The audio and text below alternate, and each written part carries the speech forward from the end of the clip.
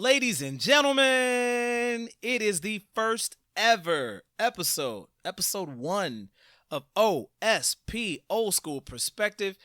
My name is Shaun Q, aka Mr. Have a Drink. My partner, like always, J. Roman. Yeah. And what we do was, why we created OSP is because we figured we're right on the cusp between like millennials and the older, like what, the Pepsi generation? Yeah, I guess so. The in between. We're right on the in between, so we have a kind of on the fence view of things. We're trying to help the older people transition back and help the help the millennials transition. I don't know. We're just trying to help you transition.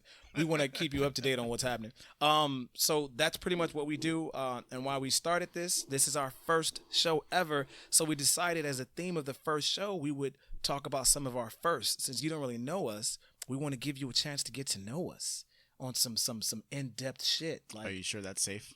No, but we're going to do it anyway. Yes. We're going to talk about a lot of firsts. A bunch of friends of ours asked us questions like, what are your first this and first that? So we took a list, put it together, and we're going to go down that list of our first. The first one up was, what's the first album you've ever paid for with your own hard-earned money? I'm going to shoot that right to you first, J. Roman. After long thought, when I thought about this, it took a while. It took a while to think about this one. But I have to say Gravediggers. The first Gravediggers album was my first purchase with my own money that I earned. Nice. How did you earn it? I don't know. Did something in my uncle's car lot or something. Swept up the grounds or some crap. Fed the dogs. Who knows? Got it. So it was like allowance almost. But you worked, it was like chore money almost. Exactly. Okay, cool. I like that. The Gravediggers, man, that's you remember what the album cover looked like? Oh yeah. There's a lot of people don't realize this, but Prince Paul is in the back of it. He's in the background a little bit, and there's a knife to someone's eye. I can't really describe the whole thing, but they're all really close up on their faces. But Paul's in the back. Nice. The first album I ever paid for with my hard-earned money was "The Coming" by Busta Rhymes, which I believe was his debut album, wasn't it? It was, yeah. That was. I remember I paid for that because I saw the video for "Put Your Hands Where My Eyes Could See." And I like the Coming to America throwback. I was like, oh, I want that. And I remember I was in Sam Goody, because that's how old I am. I was in Sam Goody and I saw it. I was like, oh, shit, Busta Rhymes. And I listened to that whole album from front to back, cover to cover. I know every song on it. If you put it on right now, I probably know most of the lyrics to it, which is pretty dope. Another question we got up was, what's the first concert you ever went to? Oh, man. That you can remember? Because I know we've been to a lot of concerts together. Well, my very first show that started the love for me to go to shows, and there was a point I was a beast at shows, was DJ Quick and Eric Sermon. Ooh. What year was that? Man, that was 1999. Damn. That's a lot of people listening to this weren't even born yet. So, if you weren't born when you went to that show, shut up. Don't tell us about it. We don't want to hear it. We know we're old. The first show that I can remember going to was actually, and I had to think about this for a minute, was in Chicago. My cousin took me to see Mr. Tongue Twister, who later on became Twista. Yeah, and I remember, I don't know why, we went and bought a bunch of bubble tape beforehand. I don't know why that is relevant to the story, but bubble tape was hot and Mr. Tongue Twister was hot. Google both of them. Next question up is, what was your favorite toy as a kid? Favorite toy? Well, I had one I remember the most was I had this large, probably 12-inch plastic C-3PO. You have no idea where I thought you were going with that. And large plastic. Well, purple, I was really young. So it could have really been anything. Had a veiny C-3PO. It was bulky. He was so muscular. It was vascular. How can you call it? Had a vascular C-3PO. Something like that. Yeah. I just remember walking it though, and I would just smash the feet into bits. And why? I don't know why. I just walked it hard. It was crazy. You walked your hard, veiny C-3PO. It was crazy. Nice. Mine was a He-Man Thunder Punch. And it was before I fell in love with the Thundercats, I was a big He-Man fan. And I remember you could take the top half of He-Man and twist him sideways. And after 8 seconds, he would turn and punch. And so it was perfect for punching my brother in the face. I would catch him sleeping, catch him taking a shit. Whenever he wasn't paying attention, I would wind up He-Man and he would cock back and pop him right in his face. And it was just, in my opinion, the greatest toy ever made. Ever. Terrible. Ever. What's another question we got? Pick one. What do you see? Ooh, I'm at there's some tough ones here. I like the first time I saw porn question. You went straight to... All right. That's just me. On that note, I'm gonna let you start it then. What was the first time you ever saw porn? Well, it's not a big deal. It's not a really crazy big story. All porn is a big deal. But I walked in on my stepfather at the time and his friends watching what to me at the moment looked like a girl eating/sucking on a hot dog. And when I turned, I was like, oh, okay. And I went to like get something from the refrigerator, and they all looked at me like, uh-oh. And then they asked me, oh, do you know what that is? And I said, yeah, she's eating a hot dog. And they all kind of laughed and giggled a little bit at themselves. I was probably around 4 or 5 years old. You knew good and damn well that wasn't no fucking hot dog. Yep, I did. You did. It was funny. I walked in there watching this girl just devour a Dodger dog. It was it was insane. My first time I ever saw porn, I remember I was at my uncle's house, and I remember I heard the word taboo a lot. Used a lot. I don't know why, but I saw this box. It was a video, and it was called Taboo.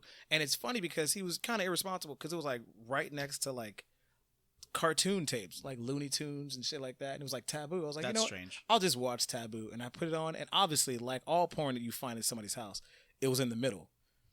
Like no, back when people used to have porn on tapes, if you ever saw a porn at the beginning, they either haven't watched it yet or they were a fucking serial killer. Nobody, you should never have put a porn tape in, and it's like at the FBI warning in the beginning. It should be like, because nobody ever finished a porn and nobody ever fucking rewound that shit because you weren't taking it back to Blockbuster. So I remember, it was like right in the middle, and it was like this brother who had like, he was like Huggy Bear. It was like him and his lady, and they had this white girl. And he was talking to them like it was a 70s porn. He was like, hey, come here, bitch. Why don't you come here? Put your head right here. No. And I was like, oh, my God. Mind you, I'm like 7. He's like, come here, bitch. Put your head right here. And the sister was like, she ain't gonna do it. And the white girl was like, oh, I'll do it, daddy. And so I'm so into the story. I'm like, oh, shit, he called it. Oh, she ain't gonna do it. She might do it. Why is he taking his pants off? What the? Oh, shit. And so it was like my coming of age, because like I would watch him with his pants down. I would look at me with my pants down. I'm looking at him. I'm looking at me. And at one point, the girls are kissing. So he's like doing his thing or whatever. I was like, oh, is that what I'm supposed to be doing with this? I could have been doing this the whole time. Got it. So my first porn like introduced me to masturbation. It was like, hey, oh, that's how I do this. I mean, would that mean we're oversexed? Is that what that is? Is that what that means? That definitely means we're oversexed. Does oversexed mean that like we started too early? We saw things too early? Well, yeah. That's what that means. That means back in the day, people were less responsible than they are now. you can. I mean, I don't know. You know what's different now? Because now on your computer, you can like leave porn open or a site open accidentally on your computer or something. Your kids could walk in and see that. True. At least before, you could kind of catch a kid putting the tape in. Like, hey, fuck out my room. Get the fuck out my room. Now on any computer, you could be like, oh shit, I forgot to close that window. Or what is it like? Browser history now. People. Oh, yeah. Check your browser history. And like, clear history, people. Right? Oh, didn't know you was in the clowns fucking. And no. now we know. Now we know. What's another one? All right. Well, let's get a little bit back on the less pornographic track here. You picked it. You went to porn. So I'm going to go with first gaming system, because me and my boy here, we've been gaming since we were kids. Yeah. We are, grown-ass men now, so we can't game a whole lot these days. Yeah. Doesn't mean we don't, kids. But we're just not, But it's near and dear to our heart for sure. Which, you know what, real quick, I think it's cool because we can play with our kids. Like I play Nintendo Switch with my kids. True. My son loves watching me play Madden or whatever I'm playing at the time. We'll play WWE 2K, and he's like, body slam him, daddy. Kick him in the balls. I'm like, all right, well, you're going to be an aggressive kid. But it's cool that we can play games with our kids now. But I'm not there yet, but close. You will be. I mean, well, she's about to be. She's going to want to play video games with you. And then she's going to start kicking the shit out of you. Well, she does play my mobile game with me. She presses some of the buttons. Oh, that's cool. So. Wait till she starts schooling you in games you used to think you were the shit at. Wait till your daughter smashes you in Street Fighter one day, and you no longer want to play. I'll be so mad. I've never been that good at the game, but if my girl picks up the controller at any point and whips my ass, that's a wrap. Ooh, she's gonna do it with somebody fucking terrible too, like Zangief. She just kicked my ass with Zangief. Yo, don't talk about it. He's tough in the new ones. Oh, I'm sure he's he is. Tough. Like if he gets close to you, he gets close. He gets a hit. It's over for you. Remember that when she's whipping your ass in Street Fighter. What was your first gaming system? Mine was ColecoVision. Y'all remember that? Probably not. Mine was ColecoVision too. I don't know why we had an older one. I don't know. I didn't know you could have an old ColecoVision.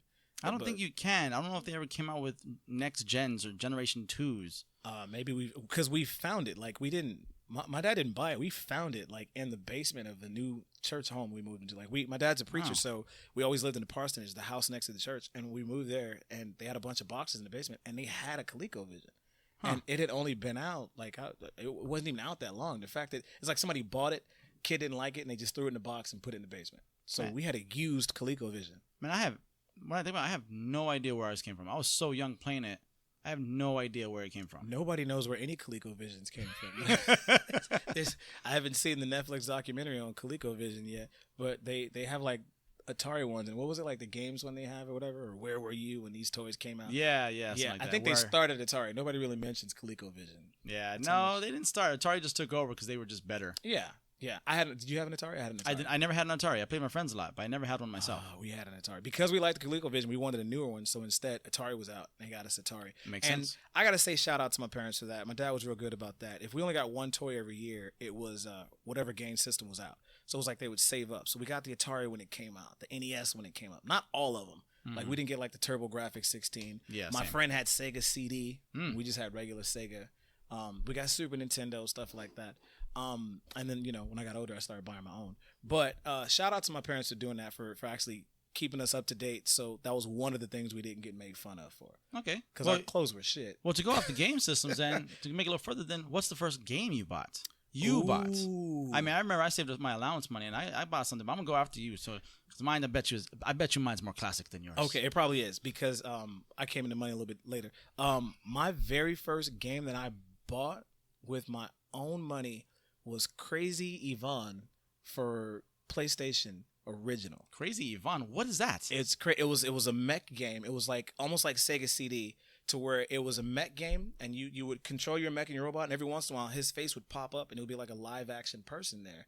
It was like Crazy Ivan, but because he's Russian, it was Crazy Yvonne. And I bought it because it was all I could afford at the time, and it turned out to be dope as shit.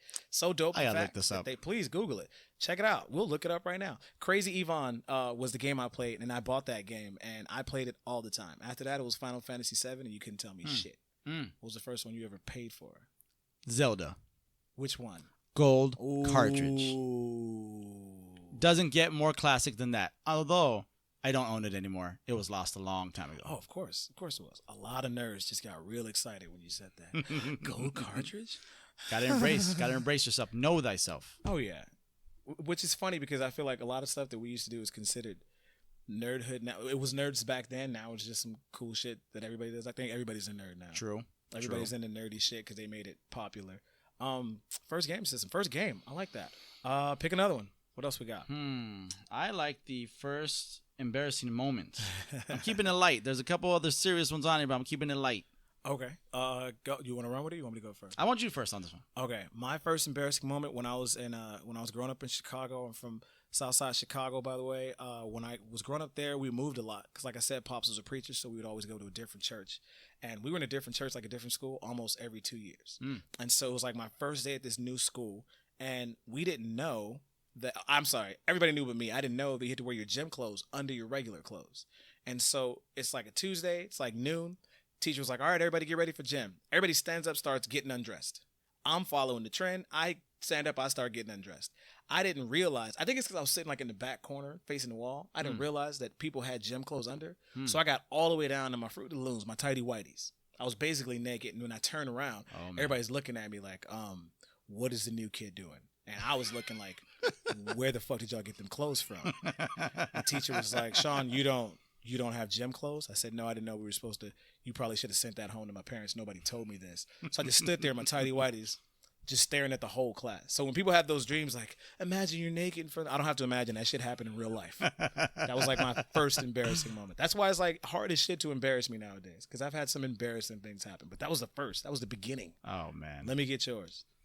Okay, so I remember in kindergarten, we're transitioning to, first grade, whatever, something like that, or from preschool to kindergarten. I can't quite remember.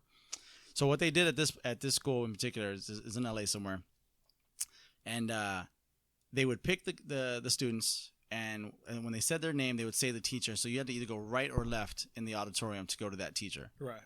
So I saw this one kid, and they called his name, and he bawled like a baby. He didn't want to go. He was clingy. He's just whatever. I was like, that is not me.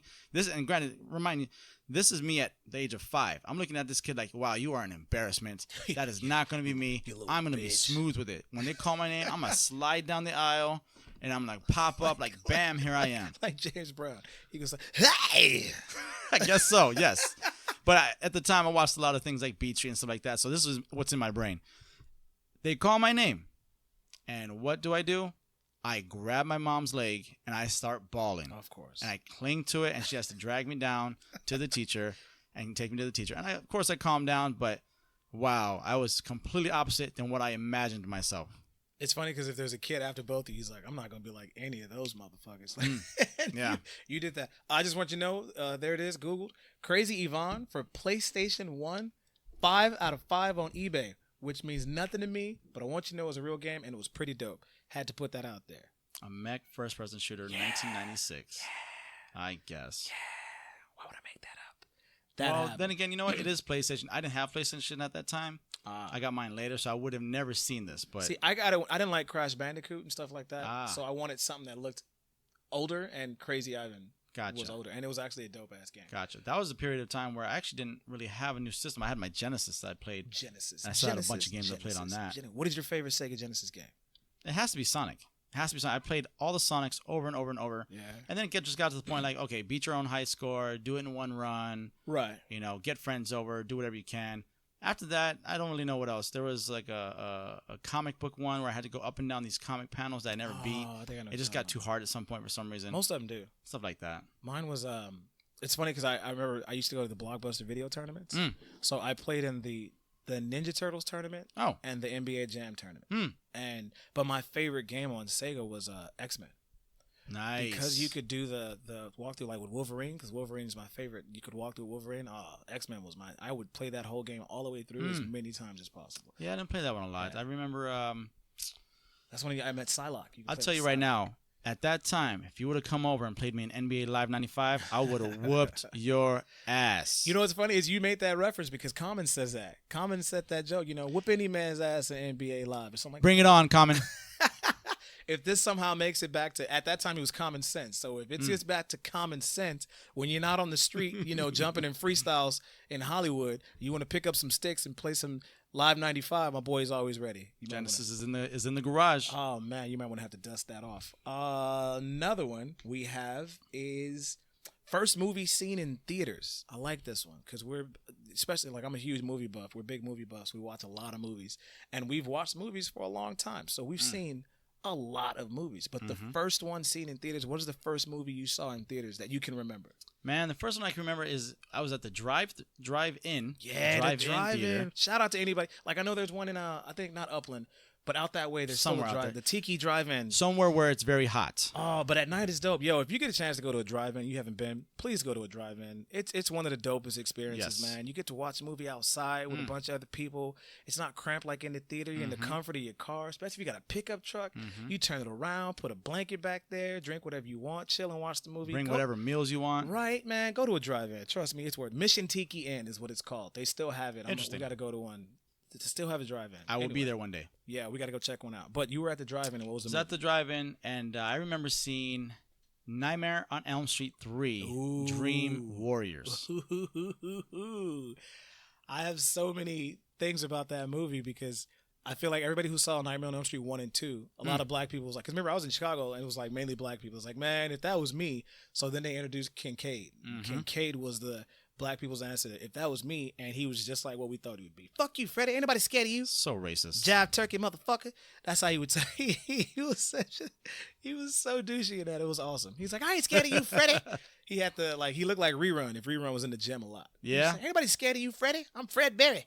Wait, somebody took you to see Nightmare on Elm Street 3? Not exactly. So my mom used to go to we used to go to the drive-in a lot. So but she was into thrillers and action films, which is great. Don't get me wrong. I've seen a lot of those too, and I still like them a lot.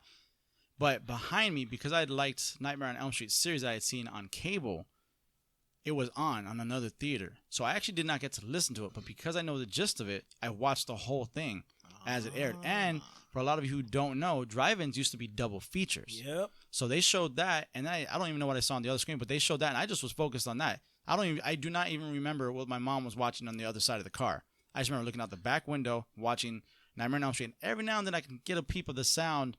If there was a loud scream or something, I can hear the cars that were kind of nearby watching that one. But that's how I watched it. And then, of course, I've seen it, probably a dozen times since then. But Yeah, that's my earliest, I guess you could say, movie memory. Yeah, nice. I like that. My first one holds a very painful place in my heart because the artist who did it is one of my favorite artists of all time. But I was 5. I'll never forget it. And she took 3 of the kids to go see double feature. It's funny you said double feature of Under the Cherry Moon and Purple Rain. Now, when I say Under the Cherry Moon, why do you make that face? I don't even know what that is. That was Prince's first movie. Like, before Purple Rain, it was Under the Cherry Moon. See, why would I know that? I know Purple Rain, but I didn't know there was another Prince movie. And it's funny because it didn't get a lot of, like people know, Graffiti Bridge and stuff like that, but nobody knew. I don't even know that one. You know the Prince movies I know? You know what they know? I know Purple Rain and I know Batman. That's what I know. He didn't even do that. He did the soundtrack. But he did the music, and I have the soundtrack. But he's not even in it. The soundtrack is in my rotation. Okay, he did Under the Cherry Moon, which is black and white, and it was shot in Paris. And it's funny, Jerome from Purple Rain was his best friend in Under the Cherry Moon. And it's a beautiful movie. And when you saw the double feature, it was that and then Purple Rain. So we take the train, we get there, and at that time, kids 4 and under were free. And it was like 3 weeks after my birthday. Of course. So we get up to the window, and Mom's was like, one adult. My older sister, she was like a youth, and then 2 free. These 2 are 4 and 3. And I was like, no, I'm not, Mommy. I turned 5 3 weeks ago, remember? And the guy was like, oh, nice try, lady. So I turn around thinking I'm all, tra-la-la-la-la. She goes, Shaun, I turned around, bah! Slapped the shit out of me. She goes, if I say you were 4 years old, you were fucking 4 years old. And so for the next 3 years of my life, if anybody asked me, hey, baby, how old are you? I would shake a little bit, and I would look at her like, ask her how old I am. But you told Hoppo to beat me. So we go see it, and what sucks with the double features, they just play it on a loop all day. So we came in and saw the last 10 minutes of Purple Rain, and then all of Under the Cherry Moon, and then all of Purple Rain. Wow. As kids, we just sat in the theater pretty much time. The whole day, and then took the train home. So Purple Rain and Prince have a special place in my heart. Age is a little bit different. I don't know about that one. No, that was a rough subject. Well, we got some rough ones here. What was your first encounter with racism? Now, if people don't know, I'm black. Like I said, born and raised in Chicago. You, sir? I'm Puerto Rican. Yeah, and you grew up in New York and out here in California, so you're on a bunch of different sides. You're bi-coastal. Yes. So what was your first encounter with racism? All right, so there's a little lead into this one. So growing up, as long ago as I've grown up, people didn't really know what Puerto Ricans were. J-Lo put us on the map along with Big Pun and stuff like that, Fat Joe. Pack the Mac in the back of the act. Besides a few movies that people didn't realize Puerto Ricans were in it, people didn't really know what we were out here. So I'm raised out here. Now, anyway, where's out here? I'm sorry, out here in Orange County / LA. Okay. LA, they kind of knew us because we moved to a spot where there was a lot of other Puerto Ricans. We met, actually, our oldest friends, the first people we ever met that I can remember are actually from Chicago. Nice. I have not seen them in a very long time, but last time I did, they all seemed to be doing great. Chi-town, stand up. They were my first babysitters, all that. Anyway, so I remember having to explain to people what Puerto Rican was because they would look at me funny. Because, yeah, I don't have hair now, but when I did, it was curly and it was kind of thick. But here I am. I'm pretty light. Like, I've been called a pink Puerto Rican. I'm more tan than pink, but I'm a pretty light-ish Puerto Rican with, some kind of thick hair. It wasn't super thick. It wasn't like my boy Shaun's hair, but it was thick enough that people were confused because they'd also see my facial features and didn't know what the hell to think. So they'd ask me. Right. Besides that, one day I'm working. So to the first racism part, I'm working. I was doing surveys for a water company. All I was doing is taking surveys. Door to door, knock, knock. Who is it? I'm here to take a survey. Can I just ask you about your water quality? Walking around this neighborhood, I meet this guy in the yard. He's doing whatever he's doing. And then ask him a few questions, and he answers. And he's smiling, and he seems really nice. And then he just, out of left field, or right field, whatever the hell you want to call it, he's like, so what are you doing around here as a gangster walking around like this and this and that? And I was like, I was so confused. Excuse me, sir? I don't know what you're talking about. We just talked about water. And he just kept saying something like about being a gangster. And I was like, sir, I don't know what you're talking about. And I pointed to my clothing. I was like, sir, I'm in nicely done jeans and a button-up shirt, like professional shirt, long sleeve, buttoned up, everything. I don't know what you're talking about. Granted, this guy was old, so I'm not sure what his deal was, but I walked away very confused. And to this day, I still think about it. I'm like, that was so confusing. I don't know what he was doing. Maybe he had Alzheimer's. Maybe there's something else. I don't know. But that was my first encounter where he just kind of like profiled me off how I looked, but I was professionally dressed, I guess you can say. Right, You know? but your face said gangster. So you were walking through Gran Torino's neighborhood, and Clint Eastwood was cutting the grass. Yes. Like, get off my lawn, except not gangster. Asian. Right. I was just this Puerto Rican guy. He's Puerto Rican. Get off my lawn, gangster. Oh, my man. water's great. That's shitty. My first one I can remember is when we drove out here from Chicago to California. Mom's had the Ford Taurus, the 4-door, and we had the little U-Haul in the back. You had a Taurus too? Yeah. Damn. At least you had the 4-door. We had a 2-door. Well, there was 4 of us, and we had the 4-door, and we drove out here.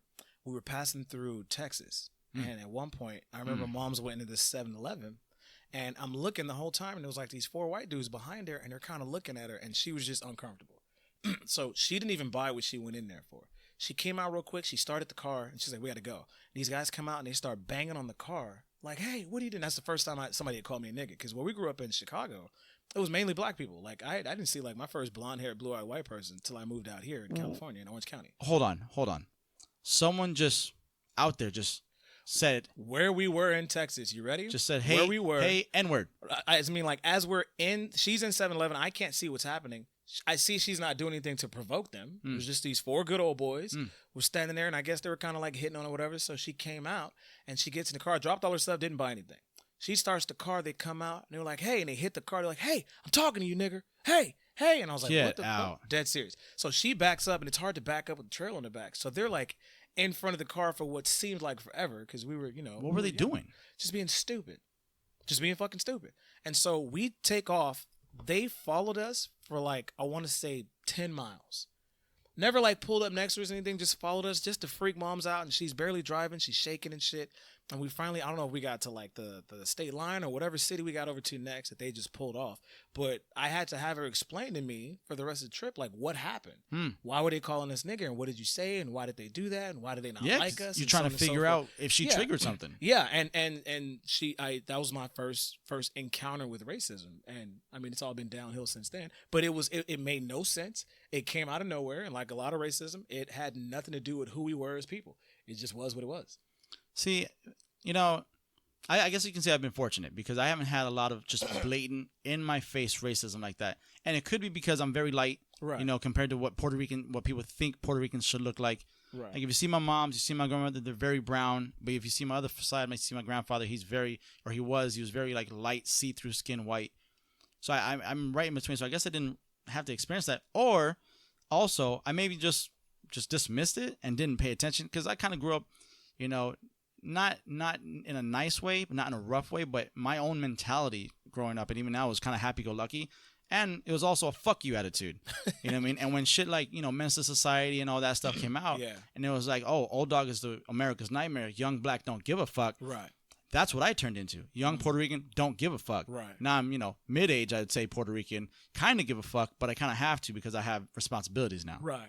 But that's just ridiculous, man. Give some fucks. I give a few fucks. You know what's crazy, though, is right now that shit is on the rise again, and people are still doing dumb shit like that. Oh, yeah. It's never gone away. It's just ridiculous. now it's more like we didn't have I couldn't whip out my cell phone at the time and record it. True. Oh, so yes. It never went anywhere. It's just now people can see it more like, oh, shit, that actually happened? Yeah, that's been happening forever. Good point. Since a long-ass time ago. So, yeah, Good I point. wish I did have a phone and be like, yo, look at these good old boys just fucking us for no reason. We didn't have instant record We didn't have cameras. That. Yeah, not at all. I Wow. don't think we couldn't even afford a camcorder. Let's do one more. We're going to do one more. This one, you hate this one. I hate this one, man. First, I just suck at it. Suck at what's it. the first joke you ever heard? Oh, gosh. Okay, I got to start this one because mine takes a while, and I'm just not as dynamic on these things as jokes. Okay, so the number one joke I can remember, like there's another one. My wife has this really simple one that's pretty funny that makes me kind of smile every time because it's just so corny. But the one I remember the most, here's how it goes. I'm going to do my best here, people. So we believe in you. Yeah. All right, so a really poor family, a father and his 3 kids, very broke, on the verge of eviction, don't have much, they're on a farm. All they have left are 3 ducks. And he's like, okay, kids, I need you all to go out. I need you to get whatever you can for these ducks. Sell them for the highest things you can sell them for.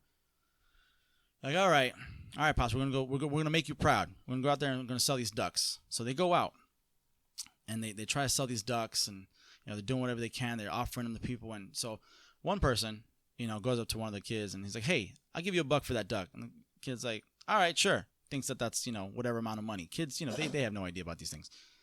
The other kid goes out, okay, I'm gonna go for higher than that. I'm gonna impress dad. Great. Oh, hey kid, I'll give you $5 for your duck. Ooh. Oh, hey, cool. All right, cool. I got $4 more than my sibling over there. All right, so then the last one here, this young girl runs into this guy with her duck, and she's like, hey, you want to buy my duck? And he's like, you know what? I don't think I want to buy your duck, and yeah, sure, let's buy the duck. All right, I want $25. He's like, okay, give it $25. All right. I'm probably not even telling this right. So if someone out there knows the joke better than me, just send me the script for it, okay? So they exchange the duck for the money, and then so she's walking back, and the guy doesn't like the duck, and he's like, you know what? I don't really want this. He's like, can I give it back? And she's like, no, I don't think so. And he's like, what if we have sex? And she's like, that sounds weird, but sure, let's have sex for the duck. I'll take the duck back. We'll have sex. Great. So she gets it back. She's giving back the money. Okay, whatever. Goes out. She's walking. The duck falls out of her hands, like flies out of her hands, whatever happens, gets run over by this truck. And the person walks out. The truck driver? The truck driver. He's like, oh my gosh, I cannot believe I just ran over your duck. What do you want for your duck? I'm so sorry. And she's like, you know what? $25. And then she's like, okay, that's fine. Yeah, that's fine. She's making a big deal out of it. They get home, and Pops is like, oh, what did everyone get for the ducks? And Pop, one kid's like, Pops, I did good. I got $1 for the duck. He's like, okay, that's all right. Next kid comes. Ooh, Pops, I did even better. I got $5 for the duck. And she's like, oh, that's better. That is better. Third kid comes up. Pops, I did really good. Really good. I got a fuck for a duck for a fuck, and $25 for a fucked up duck. Wow. You see how terrible that came out? There's something in there I'm missing. I'm going to have to write this one down and practice. I think if I were to go home to the Shy and take all the shoes that are up on electrical wires down and tie all the laces together, they wouldn't be as long as that joke. I told you, and I'm terrible at telling them. That was that. It wasn't a bad joke. Okay, so the joke I told you the other day was actually not the first joke I ever heard. The one about the gynecologist. I remember I was watching that tape. It was called like Dirty Dirty Jokes with Red Fox. We're going to have to get to that one. Dice Clay. But that wasn't a joke. The first joke I ever heard, I was like very, very young. I was like 5 or 6. And it was these 3 kids all came. This kid came into school late. And the teacher says, why are you late? Where were you? And the boy was like, oh, I'm sorry. I was on Blueberry Hill. She goes, all right, whatever, go sit down. I know this one. Yeah, another boy goes and walks in. She goes, why are you late? He goes, I'm sorry, I was on Blueberry Hill. She goes, sit down. This girl walks in. She goes, let me guess, you were on Blueberry Hill? The girl was like, no, I am Blueberry Hill. And as a kid, I didn't get that joke. What? I was like, they were on top of her? Why were they both on top of her? That's stupid. Like, I didn't get it. And so, yeah, I wasn't oversexed at that point. But I've heard other jokes since, a lot of better jokes since. But that was the first one I ever heard. Mine was definitely not the first I ever heard. It's just the only one I ever remember besides the one my wife says. It probably has to do with my babysitter because she was hot as hell and she's the one telling it. You tend to listen to whatever your hot ass babysitter tells you. Super hot. Yeah, right. Remember hot babysitters? I don't think that. Care.com. Y'all got any hot babies? I'm just fucking with you. So that was our show at first. We're actually gonna wrap it up out here. We do want to promote a couple things. Check out the Instagram. Go to OSP on Instagram. Old School Perspective. Look us up. We post all the time. We show a lot of old school stuff, a lot of new school shit. Check it out. Go ahead and follow that. I'm also, if you check mine out, it's the real Shaun Q, the real SHAUNQ. Look that up. I got a bunch of stuff I do on there, and I'm a member and one of the founding fathers of the Bar Bros. So if you go to _bar_bros, look us up on Instagram. Trying to change the tipping culture. That's what the Bar Bros are about. So that's important. A big deal. Check that one out. What grams do you want the people to follow? Yours are fine for now. We'll do. I think you're 17 or enough, Shaun. We don't want to overwhelm the people with every Instagram ever. There is a new one out there, actually, though, that it sounds promising. It needs to get more content in there, but Diamond Rideshare Life, at Diamond Rideshare Life on Instagram. What's that about? Is a fun one. It's supposed to be very, if you've seen out there like Subway Life or something like that, or Server Life, it's supposed to be something like that. Just the rideshare world. There's not a lot of sharing out there in the rideshare world, and some of these stories are jacked up. You mean like Uber and Lyft? Lyft, whatever else is coming our way, because there's all kinds of stuff out there going on that I think the world should know about, and they're going to start that.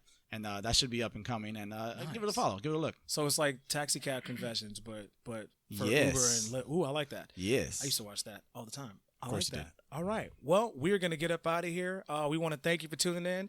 Go ahead and comment, share, send us a message. If you're on Anchor, you can send us a message. On Spotify, hit us up.